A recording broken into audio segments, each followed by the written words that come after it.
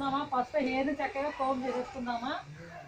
స్టిక్కులు లేకుండా హెయిర్ అంతా కోమ్ చేసుకుందాం. అప్పుడు మనం హెయిర్ అయితే కోంబింగ్ అయిపోయింది. నెక్స్ట్ మనం హెయిర్ని చక్కగా మనం అంతా వాటర్తో నింపేద్దాం. ఎలా అనుకుంటున్నారా? హెయిర్ స్పాలా ఉంటుంది కదా, అదే తీసుకుని మనం హెయిర్ని చక్కగా మనం అంతా వాటర్తో ఫుల్ చేసేసేయాలి.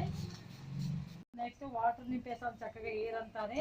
ఎందుకంటే స్ట్రైట్ కట్ అనేది ఏ కట్ కన్నా మనం వాటర్ నింపుకుని చక్కగా వాటర్ స్ప్రే చేసేసుకుంటాం కదా.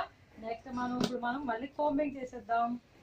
కోమ్ చేసుకున్నాం వాటర్ కట్టి. ఇప్పుడు పార్టీషన్ చేసేద్దామా? మనం చూస్తున్నారు కదా, మన హెయిర్ని బట్టి పార్టీషన్ తీసుకోవాలి. ఫస్ట్ అయితే మనం చక్కగా సెంటర్లో మధ్యలో పార్టీషన్ చేసాం కదా, దానికి అటు ఇటు మనం చక్కగా సమాన భాగాల హెయిర్ తీసేస్తాము.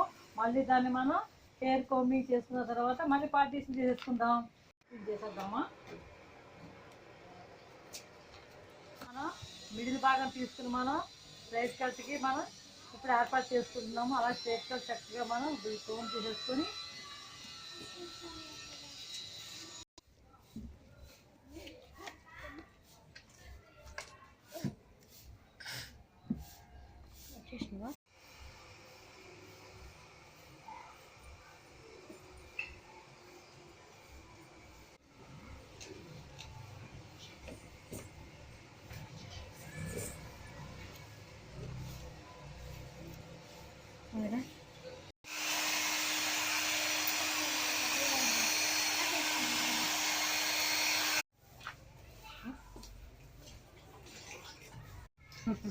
Thanks.